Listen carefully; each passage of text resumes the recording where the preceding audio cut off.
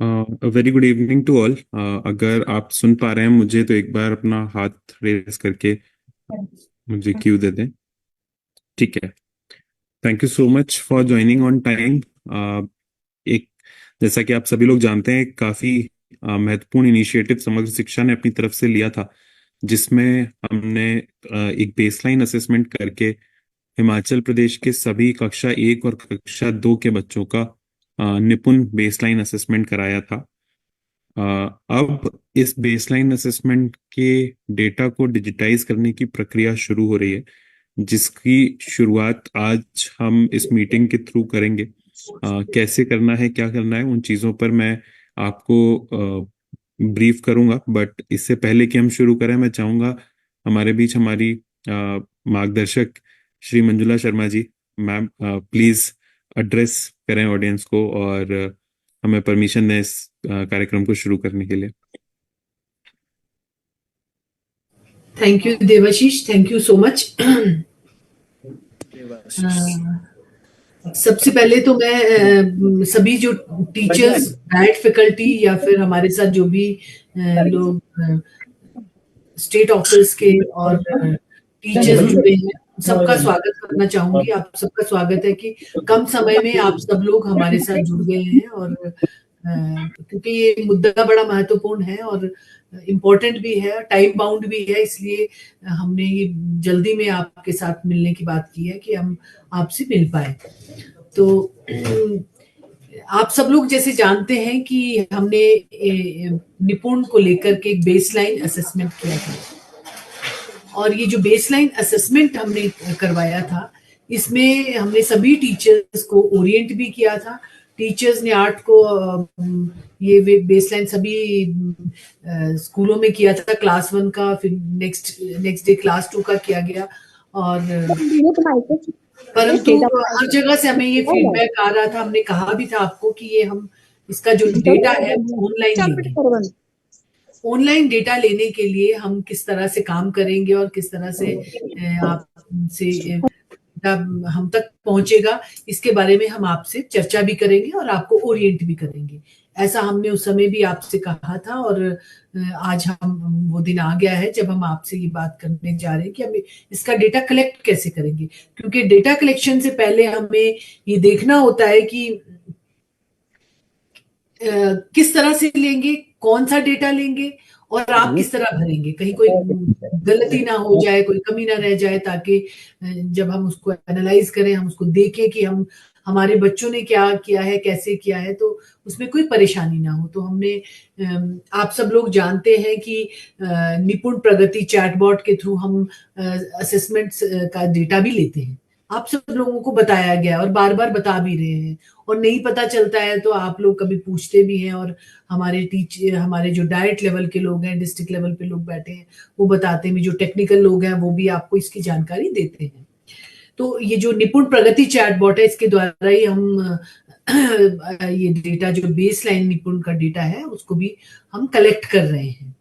ये बड़ा इंपॉर्टेंट है, हमें इसको कलेक्ट करना जरूरी है, ताकि हम जो भी स्ट्रेटेजी आगे बनाए वो इसको आधार मान करके बनाए। एक तो है कि आपको समझ में आ गया कि बच्चे कहाँ हैं और कैसे कर रहे हैं।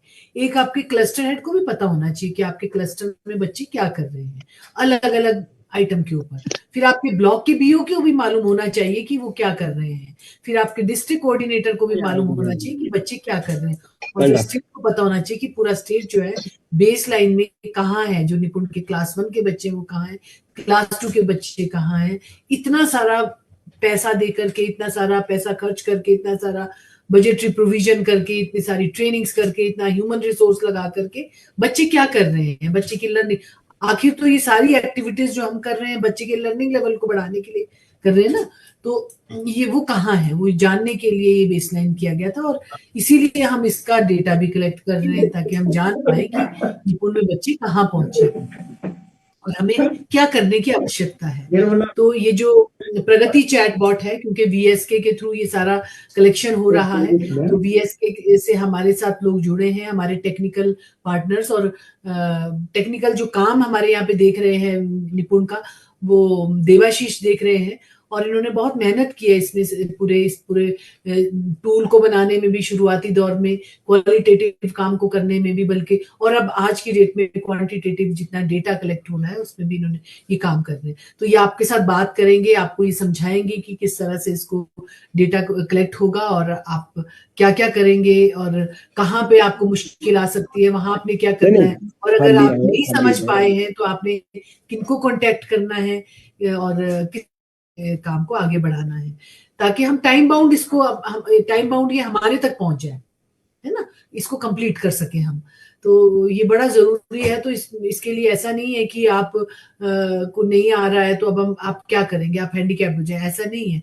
आप डिस्ट्रिक्ट कोऑर्डिनेटर के नंबर्स आप लोगों के पास होते हैं, नहीं है तो बीओ के थ्रू लें, नहीं है तो किसी से पूछें, नहीं है तो हमसे ही डायरेक्टली पूछ सकते हैं।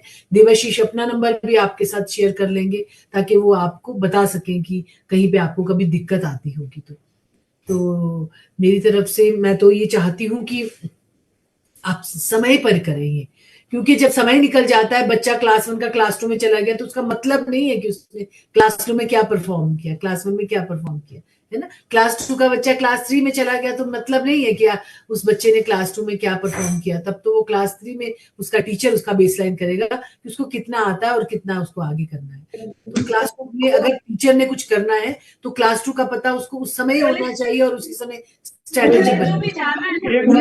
क्लास 1 के बच्चे क्या परफॉर्म कर रहे हैं, क्लास 2 के बच्चे क्या परफॉर्म कर रहे हैं, वो उसी समय पता होना चाहिए ताकि वो उसी साल हम उस पर काम कर सके, रेमेडियल मेजर्स भी उसी समय दे सके। तो ये बहुत जरूरी है और हम सब लोगों को पता भी होना चाहिए हम कहाँ स्टैंड करते हैं। हम जैसे रोज नहा धो करके अपने को आईने में देखते हैं ना, वैसे हमें पढ़ा करके अपने को आईने में देखना चाहिए रोज कि हमने इस तरह की असेसमेंट लेके कि हम कहाँ हैं। पर इस आईने में हम तब देख सकते हैं जब हम डेटा को समय पर चेक करें, देखें, दें जहां पे भी वो रिक्वायर्ड है। ठीक है, तो आप सब लोगों को, हमारे जो स्टेट प्रोजेक्ट डायरेक्टर हैं वो भी चाहते हैं कि समय पर ये डेटा आना चाहिए, हमारे सेक्रेटरी साहब चाहते हैं समय पर डेटा आना चाहिए, और हमारे मंत्री जी भी चाहते हैं समय पर डेटा आना चाहिए ताकि वो भी देख सकें वीएसके में कि बच्चों ने कैसा परफॉर्म किया है। तो ये उन सब लोगों की डायरेक्शन में हो रहा है और आप सब लोग इसको बड़ा सीरियस लेंगे, ऐसा मेरा मानना है। आप लेंगे भी और आप करते भी हैं, शुरू से करते हैं, प्राइमरी टीचर्स तो करते ही करते हैं। तो आप सब लोगों का बहुत बहुत धन्यवाद, आप जुड़े हैं। मैं अब देवाशीष को कहूंगी कि आप इनकी ट्रेनिंग जिस तरह से भी ये कलेक्ट होना है आगे बढ़ाए और इनको क्लियरली बड़े क्लैरिटी के साथ बताएं। और जिन लोगों को जो हमारे साथ फेसबुक में जुड़े हैं, आप मैसेज करके बता सकते हैं अगर कोई क्वेश्चन है, ताकि देवाशीष साथ साथ में उसको भी देखते रहे, एक व्यक्ति बैठ करके उसको भी नोट करता रहे और ये समय समय पर आपकी क्वेरीज को हैंडल कर सके। Thank you so much, thank you, आप लोग जुड़े, thank you. Thank you Manjula ma'am, बहुत क्रिस्प तरीके से आपने काफी आसान शब्दों में ये चीज समझा दी कि क्यों हमको डेटा समय पर लेना जरूरी है, क्यों किस तरह से डेटा एक आईने का काम करता है, जहां असेसमेंट होने के बाद उसका मूल रूप में दिखाई देना, सही रूप में दिखाई देना कितना जरूरी है। तो इसी प्रक्रिया पर प्रकाश डालते हुए और आगे बढ़ते हुए मैं आप सभी को अवगत कराना चाहूंगा कि जिस प्रकार से हम मूल्यांकन एवं बाकी निपुण का हम जो डेटा एंटर करते आए हैं, सेम उसी तरह से निपुण प्रगति जो चैटबॉट है हमारा, उसी चैटबॉट पर इस असेसमेंट का भी डेटा एंटर किया जाएगा। लगभग सेम रहेगी, बट एक बार शुरुआत से मैं सभी की समझ बनाने के लिए और सभी को एक कॉमन अंडरस्टैंडिंग देने के लिए आज आप लोगों को एक प्रेजेंटेशन से वॉक थ्रू करूंगा। मैं अपनी स्क्रीन शेयर करने जा रहा हूं और शेयर करते ही आप चीजों को देख पाएंगे।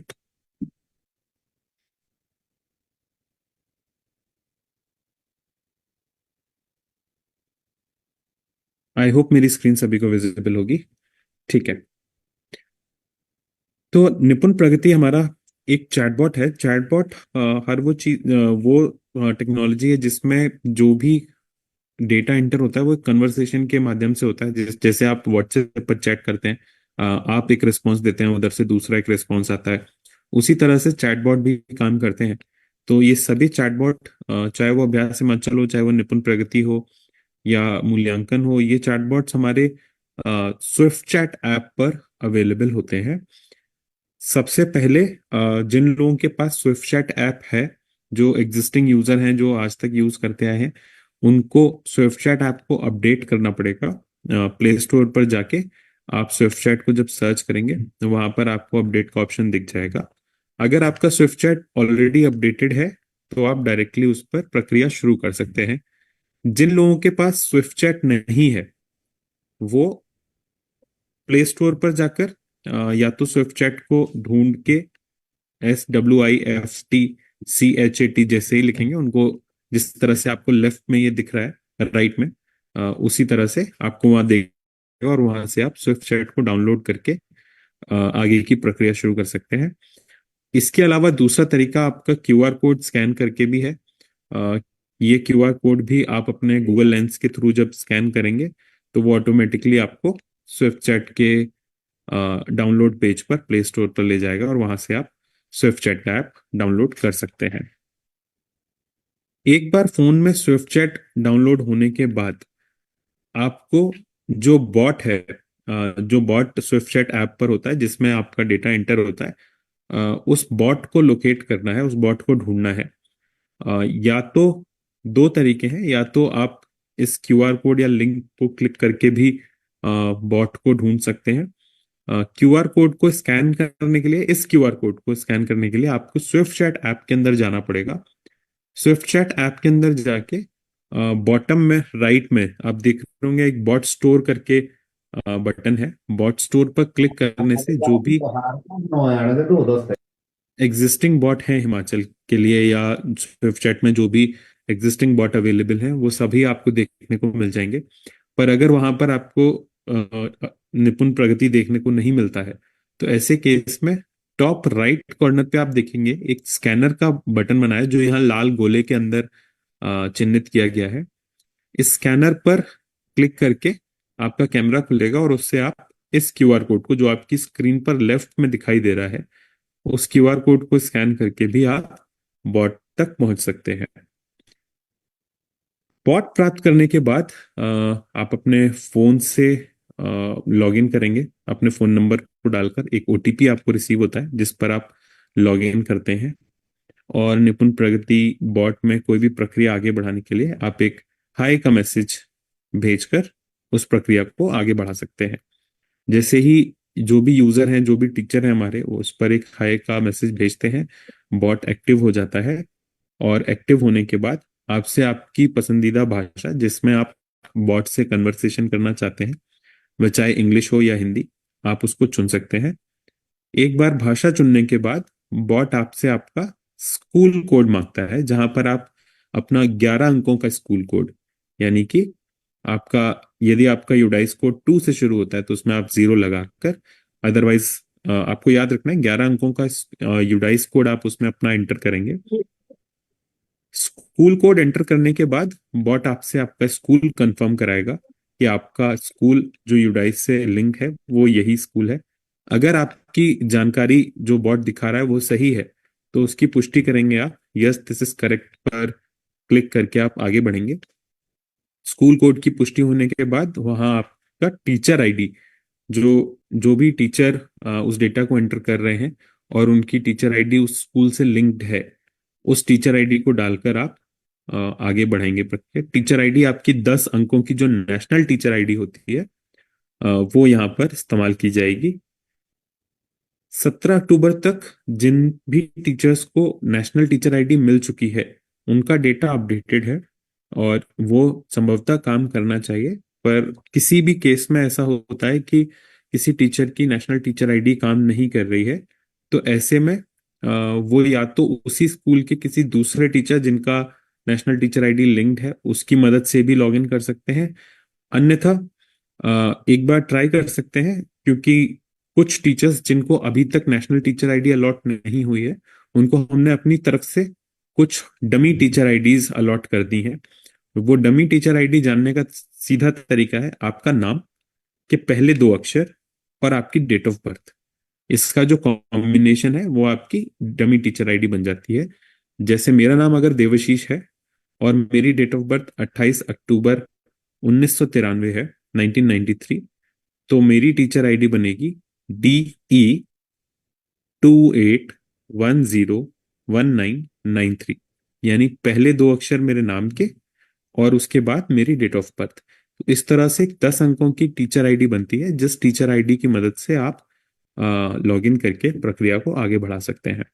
तो यहाँ तीसरी स्क्रीन में आपको जो तीसरा मोबाइल फोन का स्क्रीन बना हुआ है उसमें आपको दिख रहा होगा कि एक टीचर आईडी एंटर हुई है, उसके बाद स्कूल कोड, स्कूल से लिंक्ड उस टीचर को का नाम वेरीफाई हुआ है। तो यहाँ पर रघुनाथ करके नाम आया है। अगर आप टीचर आईडी एंटर करने पर आपकी डिटेल्स रिफ्लेक्ट होती हैं, सही डिटेल्स रिफ्लेक्ट होती हैं, तो आप उसकी पुष्टि करेंगे, यस दिस इज करेक्ट, या हाँ यह सही है। उस पर क्लिक करके हम आगे बढ़ेंगे। आगे बढ़ने के बाद दो ऑप्शन आते हैं आपके पास, विद्यार्थी का प्रदर्शन रिकॉर्ड करें या फिर सारांश देखें। तो क्योंकि आप प्रक्रिया को शुरू कर रहे हैं तो आप विद्यार्थी का प्रदर्शन रिकॉर्ड करें वाली बटन को चुनेंगे, और प्रदर्शन के बाद आपसे कक्षा पूछी जाएगी, कक्षा 1 या कक्षा 2। हमारे निपुण में दो ही कक्षाएं हैं, तो कक्षा 1 या कक्षा 2 वहां पर आपसे पूछा जाएगा। और उसको पूछने के बाद जैसे ही आप आगे बढ़ेंगे तो आपको जो भी ऑप्शंस अवेलेबल हैं उस क्लास के लिए, जो भी असेसमेंट अभी लाइव है वो वहां देखने को मिल जाएंगे। हो सकता है वहाँ फॉर्मेटिव असेसमेंट 1 2, समेटिव असेसमेंट 1, ये सब लाइव हो, लेकिन आपको जिस असेसमेंट का चुनाव करना है उसका नाम है निपुण असेसमेंट ग्रेड 1 या 2, डिपेंडिंग कि आपने कक्षा कौन सी चुनी है। अगर आप कक्षा 1 के छात्र का डेटा एंटर कर रहे हैं तो आपको यहाँ निपुण असेसमेंट ग्रेड 1 दिखाई देगा। अगर आप कक्षा 2 का डेटा कलेक्ट कर रहे हैं तो यहाँ आपको निपुण असेसमेंट ग्रेड 2 का नाम दिखाई देगा। और वहां से असेसमेंट का चुनाव करने के बाद उस कक्षा में जो भी बच्चों के नाम यूडाइस पर अपडेटेड हैं वो सभी नाम वहां पर दिखने शुरू हो जाएंगे। तो मान के चलिए इस एग्जाम्पल में जैसे आप देख रहे हैं कि 3 बच्चों के नाम यहाँ पर चिन्हित हैं यूडाइस पर और यहाँ पर भी रिफ्लेक्ट हो रहे हैं, जिसमें 2 बच्चे जो पहले हैं कौशिक और निकुंज, उनके नाम के नीचे कंप्लीटेड लिख कर आ रहा है, और यश सीताराम राणा इनके नाम के नीचे पेंडिंग लिख कर आ रहा है। यानी कि पहले 2 बच्चों का डेटा रिकॉर्ड हो चुका है, तीसरे बच्चे का डेटा अभी रिकॉर्ड होना पेंडिंग है। तो जब आप पहली बार प्रक्रिया शुरू करेंगे तो जाहिर है कि सभी बच्चों के नाम के नीचे पेंडिंग लिख कर आएगा। तो वहां से आप शुरुआत करेंगे, पहले बच्चे को चुनेंगे। पहले बच्चे पर का चुनाव करने के बाद आपको जो अगला जो रिस्पॉन्स आएगा बॉट की तरफ से वो आएगा प्रेजेंट या एब्सेंट का। तो यदि आपके पास जो क्वेश्चन पेपर्स हैं, जो निपुण बेसलाइन का टूल था जिस पर आपने एक्चुअल असेसमेंट वाले दिन के दिन जो रिस्पॉन्सेज बच्चे ने मार्क किए हैं या आपने वहां पर मार्किंग दी है बच्चे को, वो टूल अगर आपके पास रखा है, बच्चे ने उस दिन एग्जाम दिया है या उसके आगे पीछे भी अगर वो एग्जाम बच्चे ने अटेम्प्ट किया है, यानी कि बच्चे के रेस्पॉन्स आपके पास रिकॉर्डेड हैं फिजिकल फॉर्म में, तो हमारा जो टारगेट है उस फिजिकल फॉर्म को डिजिटाइज करने का टारगेट है। तो आप यहाँ पर उसे प्रेजेंट मार्क करके और प्रक्रिया को आगे बढ़ाएंगे। यदि बच्चे ने टूल पर कोई भी काम नहीं किया है या आपने उस बच्चे का असेसमेंट नहीं लिया है या किसी कारणवश उस बच्चे का असेसमेंट अभी तक नहीं हुआ है, तो आप एब्सेंट मार्क करके आगे बढ़ेंगे। यहां तक प्रक्रिया सिमिलर रहेगी। आप प्रेजेंट मार्क करके और एक एक करके जो भी सवाल है उन पर बच्चे के जो रिस्पॉन्स आए थे या जो हार्ड कॉपी पर आपने रिस्पॉन्स मार्क किए हैं उनको एंटर करना शुरू करेंगे। यहाँ जो सबसे महत्वपूर्ण बात है ध्यान देने वाली, वो 2 केसेस की है। पहला केस, पहला वाला जो सवाल है, चाहे वो हिंदी का हो या इंग्लिश भाषा का हो, उसमें आप देखेंगे कि बच्चे का स्तर मार्क करने को कहा गया है। स्तर मार्क करने से मतलब है बच्चा वर्ण लेवल पर है, यानी कि बच्चा लेटर्स के लेवल पर है या शब्द लेवल पर है, वर्ड्स पर है, या सेंटेंस के लेवल पर है, या फिर अनुच्छेद या पूरे पैसेज के लेवल पर है। तो बच्चे का जो पढ़ने का लेवल है वो उच्चतम लेवल वहां पर मार्क करना है। कई जगह जब हमने फिजिकल फॉर्म में पेन पेपर बेस में इस टेस्ट को लिया होगा, तो हो सकता है टीचर्स ने वर्ण पर भी मार्क किया हो, शब्द पर भी उसका लेवल मार्क किया हो, उसका अनुच्छेद पर भी लेवल मार्क किया हो।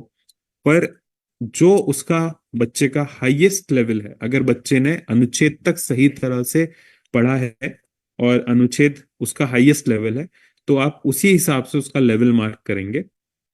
यहाँ पर ये इस बात का खास ख्याल रखें कि एक एक लेवल नहीं मार्क करना है, जो बच्चे का उच्चतम लेवल है उसको चुनकर ही आगे बढ़ना है। दूसरी तरह के जो प्रश्न हैं हमारे चैटबॉट में, सॉरी हमारे बेसलाइन टूल में, उसमें बच्चे का स्तर मार्क करना है कुछ कोड्स के माध्यम से, जिसमें कोड 0, 1 और 2 दिए गए हैं। तो जैसा कि आप देख पा रहे होंगे, राइट हैंड साइड वाला जो मोबाइल फोन है उसकी स्क्रीन में आपको दिख रहा है listening comprehension Hindi, select the code given to the child in part 1 of the question. इस चीज का खास ख्याल रखना है, सवाल आपको रेफर करना है आपके पास जो हार्ड कॉपी है उसमें, और उसमें जो भी जो पार्ट है सवाल का उसका सही कोड जो आपने क्वेश्चन पेपर में लिखा होगा बच्चे को स्कोरिंग करते वक्त, मार्किंग करते वक्त, जो आपने उसको स्कोर दिया होगा, वही कोड आपको निपुण प्रगति बोर्ड पर उस बच्चे के लिए चढ़ाना है। तो जैसे ही आप इस प्रक्रिया को पूरा करेंगे, आप एक एक करके आपके सामने नए सवाल आते जाएंगे, और पूरा असेसमेंट खत्म होने के बाद, मतलब अंतिम क्वेश्चन के बाद, आपको कुछ इस तरह से स्क्रीन देखने को मिलेगी, जिसमें छात्र का प्रदर्शन एक बार जब पूरा रिकॉर्ड हो जाएगा तो एक मैसेज आपको मिलेगा, जिसमें जैसे यहाँ पर अगर सुप्रिया टीचर का नाम है तो यहाँ लिख कर आया है, well done Supriya, you have successfully recorded performance of Palaksh Praveen Jamwal. ठीक है, तो इस बच्चे का नीचे रिकॉर्ड हो गया है, किस डेट को सबमिट हुआ है, किस टाइम पर सबमिट हुआ है, वो सारी डिटेल्स वहां पर दिखाई दे जाएंगी। इसके बाद क्या करना है, पहले बच्चे का हो गया, उसके बाद आप record performance of another student का आपको नीचे बटन दिखेगा, वहां से सेम प्रक्रिया को दोहराएंगे, और जिन बच्चों के पे भी पेंडिंग लिख कर आ रहा है वहां से आप करना शुरू करेंगे। तो इस प्रक्रिया को तब तक रिपीट करना है जब तक बॉट पर दिखने वाले सभी नाम के नीचे कंप्लीटेड लिखकर नहीं आता है। इसमें एक डाउट आता है टीचर्स का कि कई बार गलती होने की वजह से किसी बच्चे के मार्क्स गलत चढ़ जाते हैं। तो ऐसा होने में आप ये जो 4 बिंदु आपको दिख रहे हैं मोबाइल फोन स्क्रीन पर, बॉटम में एक प्लस का साइन है सबसे नीचे, उसके राइट हैंड में 4 डॉट है, वहां होम बटन दबाकर आप दोबारा से प्रक्रिया शुरू कर सकते हैं। उसमें डेटा ओवरराइट हो जाएगा, और अगर गलती से कहीं पर कोई गलत रिस्पॉन्स चढ़ गया है तो वो फिर से आप उस रिस्पॉन्स को री एडिट कर सकते हैं। तो ये था पूरा प्रोसेस। इस पूरी प्रक्रिया में हो सकता है आपके कुछ सवाल होंगे, कुछ क्वेरीज होंगी, कहीं पर आप अटकेंगे या आपको लगेगा कोई टेक्निकल इशू आ रहा है, तो ऐसे में सपोर्ट हेल्पलाइंस आपके लिए खुली रहेंगी सुबह 10 बजे से शाम 5 बजे तक। और मैं एनकरेज करूंगा आपको कि अगर आपकी कोई क्वेरी होती है तो सबसे पहले हम सपोर्ट हेल्पलाइन को कॉल करें। मैं एनकरेज इसलिए कर रहा हूँ क्योंकि जो भी सपोर्ट के लिए कॉल जाते हैं और रिस्पॉन्स होते हैं उन पर, वो सारे रिस्पॉन्सेज हमारे पास भी रिकॉर्ड में रहते हैं। हमको भी पता चलता है कि कहाँ गलतियां आ रही हैं, कहाँ प्रॉब्लम्स हो रही हैं ग्राउंड पर, और हम भी अगली बार के लिए आपका एक्सपीरियंस बेहतर बना पाते हैं इन क्वेश्चंस के माध्यम से। ज़्यादा डिटेल में हम आपको सपोर्ट कर पाते हैं। और मैं चाहूंगा कि आप इस नंबर को भी नोट डाउन कर लें। ये आपको अपनी ऐप में भी देखने को मिल जाएगा। बॉट में जो ऊपर 3 बिंदु होते हैं, उन 3 बिंदुओं पर जब आप क्लिक करते हैं तो वहां पर भी सपोर्ट का ऑप्शन आपको देखने को मिल जाता है, जिसमें सपोर्ट का हेल्पलाइन नंबर और ईमेल आईडी दोनों मिलती हैं। अ, उसके अलावा मैंने राइट हैंड साइड पर ये नंबर आपके लिए स्क्रीन पर भी फ्लैश कर दिया है, 07। 0 लगाना ना भूलें इस नंबर में। कई बार ग्राउंड से ये भी कंप्लेंट आई है कि ये नंबर नहीं लग रहा है, पर क्योंकि ये एक डिजिटल नंबर होता है, किसी फोन का नंबर नहीं होता है, ये एक डिजिटल कॉलिंग नंबर होता है, तो इस पर 0 लगाना ना भूलें। 073 13633402। इस नंबर का प्रयोग करके आप जो भी आपको जरूरी तकनीकी सहायता है उसको आप प्राप्त कर सकते हैं। और इसी तरह से यदि आपको ये बॉट किसी अन्य टीचर को या अपने किसी और ग्रुप में शेयर करना है जहां पर लोगों को नहीं पता कि बॉट कहाँ है, कैसे बॉट तक पहुंचा जाए, या किसी को लिंक नहीं मिल रहा है, या किसी तरह से भी आप बॉट तक नहीं पहुंच पा रहे हैं, तो ऊपर जो ग्रीन बॉक्स में आपको एक शेयर का ऑप्शन दिख रहा होगा, इस पर क्लिक करके आप नीचे जैसे ही इस पर आप क्लिक करेंगे, आपको सेकंड स्क्रीन में दिख रहा होगा शेयर करने के सारे ऑप्शन आपके सामने आ जाएंगे, जिसमें आप ईमेल, व्हाट्सएप या स्नैपचैट या इंस्टाग्राम या फेसबुक, इन सभी सोशल मीडिया के थ्रू इस बॉट को शेयर कर पाएंगे। तो ये थी प्रक्रिया पूरी बॉट को इस्तेमाल करने की और डेटा को डिजिटाइज करने की।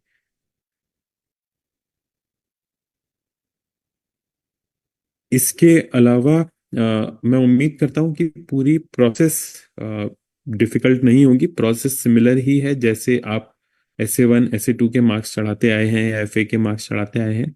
उसमें फर्क सिर्फ इतना था कि आप टोटल मार्क्स चढ़ाते थे, यहाँ आपको क्वेश्चन वाइज मार्क्स चढ़ाने होंगे। और एक बार ये मार्क्स चढ़ाने की प्रक्रिया पूरी करने के बाद हम इसका डेटा एनालिसिस और डैशबोर्ड बनाकर आपके साथ भी शेयर करेंगे, टीचर्स के साथ भी शेयर करेंगे, ताकि इंडिविजुअल बच्चे की क्या प्रोग्रेस है हर पर्टिकुलर सवाल पर अक्रॉस द स्टेट, पूरे स्टेट में डिस्ट्रिक्ट वाइज, ब्लॉक वाइज, वो आप लोग देख पाएं और बेहतर तरीके से बच्चों को निपुण बनाने का जो हमारा मुहिम है उसमें हम आगे बढ़ पाएं।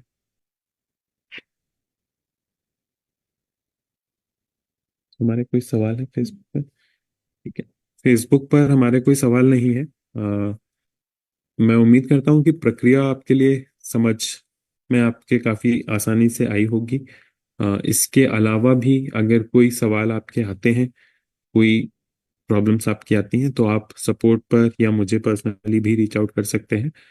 हमारी टीम पूरी तरह से कोशिश करेगी कि आपके जो भी सवाल हैं या आपकी जो भी दिक्कतें हैं उनको समय रहते रिजॉल्व किया जाए।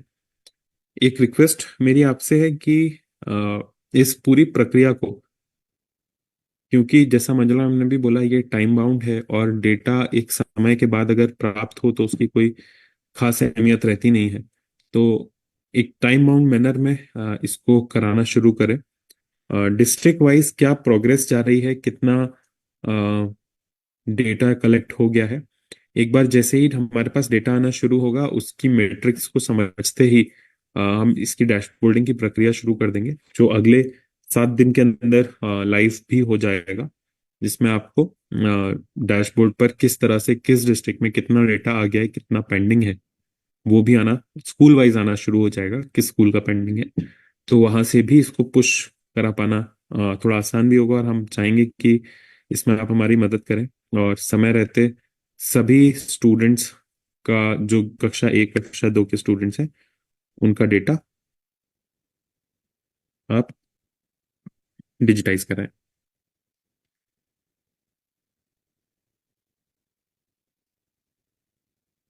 इसमें तेंजिन चोकला जी का एक फेसबुक पर कमेंट है, जिन्होंने लिखा है कि राजकीय प्राथमिक विद्यालय चीचम 2 के दूसरी, तीसरी और चौथी कक्षा के बच्चे स्विफ्ट चैट में नजर नहीं आ रहे हैं, इसलिए निपुण का डेटा नहीं भर पा रहा हूँ। बच्चे स्विफ्ट चैट में कैसे और कब दिखाई देंगे? सर आपका जो सर आपका जो स्कूल का यूडाइस कोड है, वो एक बार हमको भेज दीजिए। आपके जो निपुण ये के डिस्ट्रिक्ट कोऑर्डिनेटर हैं उनको आप बता दीजिए, तो वहां से आपको हम सहायता कर पाएंगे एक बार देखने के बाद कि यूडाइस पर क्या इशू है और क्यों वो बच्चे आपको वहां नहीं दिखाई दे रहे हैं।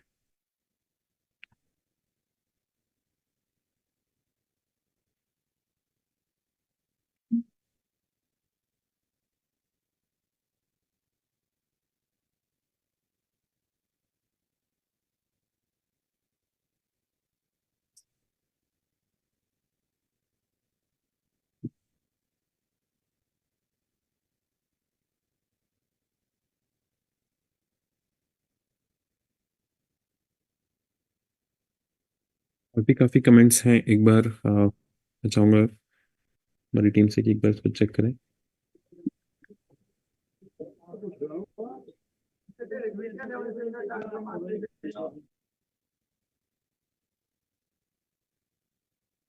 ठीक है। इस मीटिंग के बाद मैं सभी कमेंट्स से एक बार गो थ्रू करूंगा, और कहीं पर भी मुझे ऐसा लगेगा कि कोई कमेंट ऐसा है जिसमें आपको सहायता की जरूरत है, तो मैं कोशिश करके उस पर रिप्लाई करवाने का कोशिश करूंगा। बाकी बहुत बहुत शुक्रिया आप सभी का ज्वाइन करने के लिए। साक्षी, अगर मंजुला मैम आपके पास हैं, अवेलेबल हैं, तो मैं कोशिश कर चाहूंगा एक बार कि मंजुला मैम हमको क्लोज करने की अपनी अनुमति दें।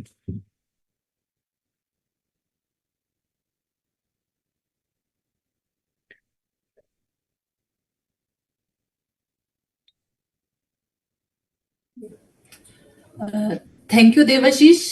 किसी कारण से मंजुला मैम को अभी एसपीडी सर ने अर्जेंटली बुला लिया, जिस कारण से वो अभी निकले हैं बस 1 मिनट पहले।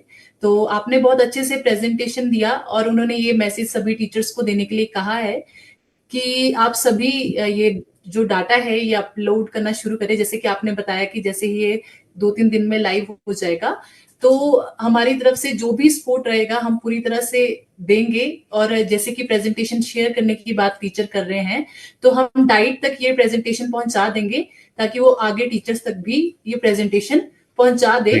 उनके लिए ये कार्य आसान हो जाएगा। और इसी के साथ ही जो मैम ने सभी का धन्यवाद करने के लिए कहा है, जितने भी लोग हमारे साथ लाइव जुड़े हैं।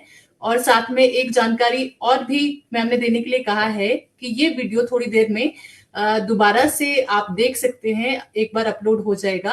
और इसके साथ ही हम इसको 1-2 दिन तक यूट्यूब पे भी अपलोड कर देंगे वीडियो को, ताकि जो टीचर आज लाइव में नहीं जुड़ पाए हैं वो 1-2 दिन में यूट्यूब में आसानी से देखकर पूरी प्रक्रिया समझकर ये डाटा एंटर करना शुरू कर दे। तो एक बार फिर से डॉक्टर मंजुला शर्मा जी की तरफ से, मैम की तरफ से सभी जितने भी हमारे साथ लोग जुड़े हैं उनका बहुत बहुत धन्यवाद। और सभी टीचर का बहुत बहुत धन्यवाद जो कि आज के सेशन में जुड़े हैं। और आपका देवाशीष बहुत धन्यवाद, आपने बहुत आसान तरीके से पूरी प्रक्रिया समझाई कि किस तरह से ये बेसलाइन असेसमेंट हमने अपलोड करना है चैटबोर्ड पे। तो हमें उम्मीद है कि ये कार्य पूरा होगा, बहुत जल्दी पूरा होगा। और जैसे कि हमारे शिक्षक हैं वो पूरी कोशिश करते हैं अपनी पूरा 100, तो ये कार्य भी हम पूरा सफलता से कर पाएंगे, यही उम्मीद है। इसी के साथ ही यहीं पे ही मैं कार्यक्रम ये जो है हमारा लाइव, इसको संपन्न करने की अनुमति चाहूंगी। एक बार फिर से आप सभी का जो लोग जुड़े हैं बहुत बहुत धन्यवाद। आपकी कोई भी क्वेरी है, कोई भी क्वेश्चन है, तो आप फेसबुक में कमेंट करके डाल सकते हैं। उन सभी का उत्तर देने की हम कोशिश करेंगे आपको। बहुत बहुत शुक्रिया, धन्यवाद।